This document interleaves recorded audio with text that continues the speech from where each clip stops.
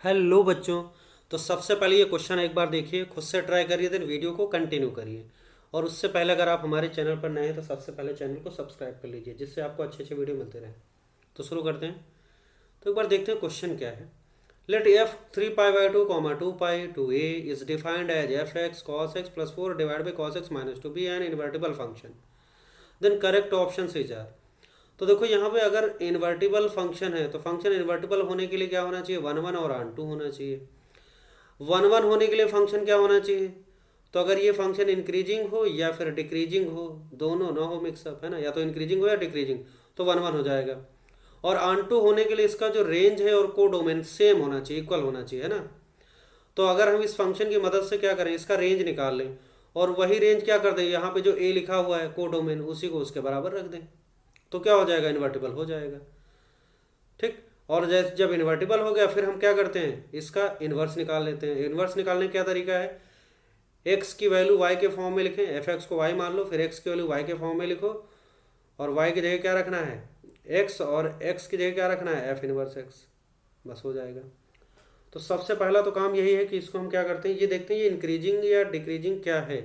तो उसके लिए सबसे बेस्ट तरीका क्या है, एफ डैश एक्स निकाल लो, है ना।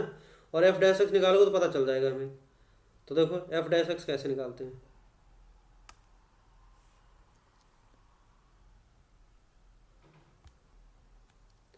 तो यहाँ पे हम लोग एफ डैश एक्स निकालते हैं। देखो एफ डैश एक्स क्या है, एफ एक्स दिया गया है यहाँ पे। तो एफ डैश एक्स की वैल्यू क्या हो जाएगी, F X by G X वाला कॉन्सेप्ट लगा दो। दो फंक्शन के रेशियो को, पहले नोमिनेटर का डेरिवेटिव कॉस एक्स का derivative minus sine x, minus sine x, denominator को ऐसे लिखते हैं cos X minus to, cos X minus to. Okay, minus क्या लिखेंगे, फिर डेनोमिनेटर का डेरिवेटिव कॉस एक्स को minus sine x, minus sine x, और नोमिनेटर को ऐसे छाप दो cos X plus two, cos X plus two. Okay, divided by क्या लिखेंगे हम लोग, कॉस एक्स माइनस टू का whole square, cos X minus two का होल स्क्वायर। ये हो गया भाई, डेरिवेटिव आ गया। इसको थोड़ा सही कर लेते हैं। देखो अब अगर इसको खोलें, minus sine x into cos x, और इधर क्या आएगा, माइनस में plus sine x into cos, cut जाएगा। देखो माइनस साइन एक्स कॉस, इधर मिलेगा प्लस साइन एक्स का, कट गया। तो यहाँ बचेगा minus sine x minus to, तो प्लस टू साइन एक्स यहाँ से मिला, तो काम की चीज़ लिख रहे हैं। टू साइन एक्स इधर से मिलेगा, और ये माइनस में plus sine X two sine, क्या मिल जाएगा आपका, एक मिनट, यहाँ पे क्या है, फोर है ना, साइन एक्स, ये कॉस एक्स प्लस फोर होगा, सॉरी। तो कॉस एक्स प्लस फोर है ना, यहाँ पे इसको फोर लिखो ज़रा। ठीक, सही कर लेते हैं, ये हो गया। तो ये हो जाएगा आपका plus four cos, four sine x हो जाएगा, फोर साइन एक्स मिल गया। डिवाइडेड बाई क्या हो जाएगा आपका, कॉस एक्स माइनस टू का होल स्क्वायर कर दो, है ना, ये बन गया। अब इसको ध्यान से देखो, तो two sine X plus four क्या बन जाएगा आपका, six sine X, divided by क्या हो जाएगा, कॉस एक्स माइनस टू का होल स्क्वायर, है ना, ये बन गया। ये हमारा क्या है, एफ डैश एक्स है। और ये देखो ध्यान से, ये एफ डैश एक्स है। अब इस एफ डैश एक्स की वैल्यू कैसी दिख रही है यहाँ पे, अगर एक्स की वैल्यू 3 पाई/2 से 2 पाई है, ये कौन सा क्वाड्रेंट है, फोर्थ क्वाड्रेंट, फोर्थ क्वाड्रेंट है 3 पाई/2 से 2 पाई। फोर्थ क्वाड्रेंट में साइन एक्स कैसा होता है, निगेटिव। तो देखो यहाँ पे सिक्स साइन एक्स निगेटिव हो गया, नीचे वाला स्क्वायर है तो ये तो पॉजिटिव ही रहेगा हमेशा, तो ये पूरी चीज़ हो गई निगेटिव। और जीरो कब होगी, जब साइन एक्स की वैल्यू, एक्स की वैल्यू क्या डालेंगे, 2 पाई, तो एक पॉइंट पे जीरो होगा, अदरवाइज ये निगेटिव रहेगा।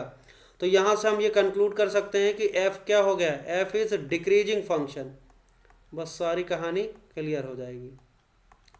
जैसे ही हमें पता चला ये इंक्रीजिंग फंक्शन है, तो इंक्रीजिंग फंक्शन है और कंटिन्यूअस है, क्योंकि इस इंटरवल में 3 पाई/2 से 2 पाई में सारी वैल्यूज़ के लिए इसका एक डिफाइंड आउटपुट आएगा, सारा आउटपुट आएगा, कोई भी जो भी आउटपुट है सारा आएगा, है ना। कॉस, क्योंकि नीचे वाली चीज़ कभी जीरो ही नहीं पाएगी, सारे इनपुट पे आउटपुट निकलेगा, कंटिन्यूअस होगा। अब देखो अगर कोई फंक्शन डिक्रीजिंग है तो ऐसे होगा, इस तरीके से, और डिक्रीजिंग होगा तो क्या होगा, लोवेस्ट और ये हाईएस्ट, जो भी इनपुट हम ले रहे हैं यहाँ पे, यहाँ लोवेस्ट इनपुट पे हाईएस्ट आउटपुट और हाईएस्ट इनपुट पे लोवेस्ट आउटपुट आएगा। तो रेंज क्या होगा, जैसे मान लेते ये ए कॉमा बी है, तो रेंज हो जाएगा F B comma F A, इसका रेंज हो जाएगा ना, इस तरीके का रेंज आएगा। तो लोवेस्ट इनपुट पे हाईएस्ट आउटपुट आ जाएगा और हाईएस्ट इनपुट पे लोवेस्ट आउटपुट आ जाएगा। तो अब हमारा इसका डोमेन है 3 पाई/2 से 2 पाई, तो क्या करेंगे, f3 पाई/2 निकाल लेंगे हम लोग। f3 पाई/2 क्या होगा, देखो ध्यान से, f3 पाई/2 निकाल लो और क्या निकाल लो, f2 पाई। तो ये लोवेस्ट और हाईएस्ट वैल्यू आपको मिल जाएगा। f3 पाई/2 पे क्या हाईएस्ट वैल्यू मिलेगी, रख देते हैं x की वैल्यू 3 पाई/2। cos 3 पाई/2 क्या होता है, 0 हो जाएगा। तो ये होगा 0 प्लस क्या हो जाएगा 4, और ये नीचे क्या हो जाएगा cos 3 पाई/2, 0 प्लस 4 -2, 0 -2, देखो क्या आ गया, ये आ जाएगा -2। और यहाँ से क्या मिलेगा, 2 पाई डालेंगे तो cos 2 पाई की वैल्यू 1 हो जाएगी। तो 1 + 4 डिवाइड बाई क्या हो जाएगा 1 - 2। तो ऊपर आ जाएगा 5, नीचे आएगा -1, तो क्या आ गया आपका, देखो -5 आ गया। तो लोवेस्ट वैल्यू मिली क्या, -5, हाईएस्ट वैल्यू क्या मिली, -2। तो हम ये देख सकते हैं इसका रेंज कैसे लिखेंगे, -5 से -2।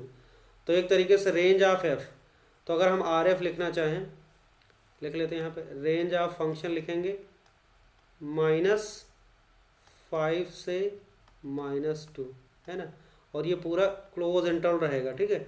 तो -5 से -2, और यही रेंज हम कोडोमेन बना दें, मतलब ए को हम यही रख दें, ए की वैल्यू क्या रख दें, यही आर एफ रख दें। तो जिससे क्या हो जाएगा, ये हो जाएगा आपका ऑन टू फंक्शन, है ना, और इंक्रीजिंग डिक्रीजिंग है तो ये 1 1 हो ही गया, इन्वर्टिबल हो गया। तो इसमें कौन सा ऑप्शन सही है, देखो पहला और दूसरा, कौन सा ऑप्शन सही है, -5 से -2, सेकंड ऑप्शन करेक्ट हो गया इन्वर्टिबल होने के लिए। ओके, अब अगला काम है हमारा, इसे क्या निकालना, इनवर्स निकालना, ठीक है। तो इनवर्स निकालने के लिए क्या करेंगे, देखो इनवर्स निकालने के लिए हम लोग f(x) को y मान लो, है ना, और क्या करो, y की वैल्यू x के फॉर्म में लिखो, f(x) को y मान लेते हैं। तो ये हो जाएगा आपका y = cos x + 4, cos x + 4 divided by क्या है भाई, cos x - 2, cos x - 2 है। अब क्या करो, इसको क्रॉस मल्टीप्लाई कर दो, इधर हो जाएगा, तो y cos x - y2, तो लिखेंगे हम लोग y cos x - 2y equal to क्या हो जाएगा, cos x + 4। y वाले टर्म एक साथ कर, एक मिनट, x वाले टर्म एक साथ कर लो। तो यहाँ पे cos x को लेफ्ट में ले जाते हैं, तो y cos x कॉमन ले लो, तो ये हो जाएगा y - 1 इक्वल टू क्या हो जाएगा, 2y को राइट में ले जाओ तो 2y + 4। तो यहाँ से आ जाएगा आपका cos x। तो अगले स्टेप में हम लोग निकाल सकते हैं, है ना, यहाँ पे निकाल सकते हैं। cos x की जो वैल्यू होगी वो आ जाएगी आपकी 2y + 4, 2y + 4 डिवाइड बाई क्या हो जाएगा y - 1, ठीक, ये आ गया। अब देखो यहाँ पे अगला स्टेप होगा, x को लेफ्ट में रोको और cos को इधर इनवर्स भेज दो, लेकिन दिक्कत यहाँ पे ये है, हम cos x का x को लेफ्ट में रोक के cos इनवर्स को राइट में तभी भेज सकते हैं जब हमारा x क्या हो, प्रिंसिपल डोमेन में हो, मतलब x क्या होना चाहिए, 0 से पाई में होना चाहिए, तभी ऐसा कर सकते हैं। लेकिन यहाँ पे जो x है वो क्या है, 3 पाई/2 से 2 पाई में है। अब x में कुछ ऐसा मॉडिफिकेशन करो कि cos of that angle cos x रहे और साथ में वो एंगल क्या हो जाए, 0 से पाई की रेंज में आ जाए, तो बेहतर क्या होगा, कैसे करें, देखो ध्यान से।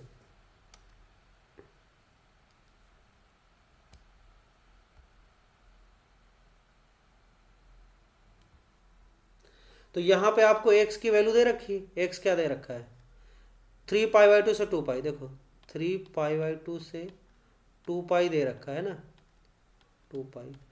अब इसमें हम x में मॉडिफिकेशन ऐसा करें कि cos of that angle cos x maintain रहे और साथ में वो एंगल क्या हो जाए, 0 से पाई के बीच वाला आ जाए। तो मैं यहाँ पे करता हूँ, देखो इसमें क्या करो, माइनस से मल्टीप्लाई कर दो, तो -x की वैल्यू क्या हो जाएगी, ये आ जाएगी आपकी -2 पाई से -3 पाई/2। अब इसमें 2 पाई ऐड कर दो, तो 2 पाई ऐड करेंगे तो हो जाएगा 2 पाई, हर एक टर्म में 2 पाई ऐड कर दो, तो 2 पाई - 2 पाई 0 हो गया, और ये 2 पाई -x हो गया, और ये आ जाएगा 2 पाई -3 पाई/2, कितना आ जाएगा, 2 पाई -3/2 पाई/2 आ जाएगा। अब देखो 2 पाई -x वाला जो एंगल है ये 0 से पाई के रेंज में आ गया, 0 से पाई के बीच में है, 0 से पाई/2 है तो 0 से पाई के बीच में है, और साथ में cos ऑफ 2 पाई -x क्या, फोर्थ क्वाड्रेंट में क्या होता है, cos 2 पाई -थीटा क्या होता है, cos थीटा, मतलब cos 2 पाई -x cos x मेंटेन रहेगा। तो इस cos x को हम लोग ऐसे लिख लें, cos 2 पाई -x, 2 पाई -x। अब देखो हमने कुछ किया भी नहीं, cos x और cos 2 पाई -x, इसको खोलेंगे तो cos 2 पाई -x क्या होता है, cos x ही रहता है, और साथ में 2 पाई -x क्या हो गया आपका, 0 से पाई के बीच में आ गया। अब इसको ऐसे लिखो 2y+4 डिवाइडेड बाई क्या लिखेंगे हम लोग y-1। अगले स्टेप में क्या होगा, अब इस कॉस को इनवर्स इधर भेज सकते हैं। तो एक चीज याद रखो हमेशा, जैसे अगर कोई चीज लिखी हुई है cos x is equal to, मान लेते यहाँ पे लिखा हुआ थीटा, cos x की वैल्यू मान लेते लिखा हुआ है कुछ cos theta is equal to लिखा हुआ है x, ऐसे लिखा हुआ है। तो theta is equal to cos inverse x तभी लिख पाएंगे जब हमारा थीटा 0 से पाई हो और x क्या होना चाहिए -1 से 1 के बीच, तभी ऐसा लिख पाएंगे। तो ये प्रिंसिपल डोमेन को फॉलो करेगा, मतलब ये। और cos inverse x equal to theta, तो x equal to cos theta तभी लिख पाएंगे जब आपका ये x और थीटा क्या हो, थीटा होना चाहिए 0 से पाई के बीच में, है ना, थीटा होना चाहिए 0 से पाई के बीच में, और साथ में क्या होना चाहिए x होना चाहिए -1 से 1 के बीच में, -1, तभी ऐसा इधर से उधर उधर से इधर तभी आ जा सकते हैं। तो हमने यहाँ पे वो काम कर लिया। अब अगला स्टेप होगा हमारा, क्या लिखेंगे 2 - x इक्वल टू क्या हो जाएगा कॉस इनवर्स, लिखेंगे 2y+4 अपान क्या लिखेंगे y-1, y-1, ये हो गया। ओके, अब जैसे ही हम लोग इनवर्स लिखना होगा तो क्या करेंगे, x की जगह हम लोग लिखेंगे f इनवर्स x, और आपको x को राइट में भेज दो। तो अगले स्टेप में हम लोग यहाँ पे लिख सकते हैं इसको, थोड़ा सा इसको स्लाइड कर देते हैं। हाँ, तो अगले स्टेप में हम लोग लिखेंगे x को इधर राइट में ले जाओ, तो x की वैल्यू क्या लिख सकते हैं 2 कॉस इनवर्स, ये हो जाएगा 2y+4 डिवाइडेड बाई क्या होगा y-1। अब हमारा इनवर्स लिखने का तरीका क्या है, x को किससे रिप्लेस करो, x को रिप्लेस कर दो f इनवर्स x से, है ना, और y को किससे रिप्लेस कर दो x से। तो ये हो जाएगा आपका f इनवर्स x की वैल्यू क्या आ जाएगी 2 कॉस इनवर्स, और ये 2x+4 डिवाइडेड बाई क्या हो जाएगा x-1। और इस तरीके से कौन सा ऑप्शन करेक्ट हो गया हमारा, देखो ध्यान से, तीसरा ऑप्शन है, फिर 2 cos inverse 2x+4 divide by x-1, ये तीसरा ऑप्शन करेक्ट हो गया। तो हमारा कौन कौन सा ऑप्शन करेक्ट हुआ, दूसरा और तीसरा। Okay, thank you.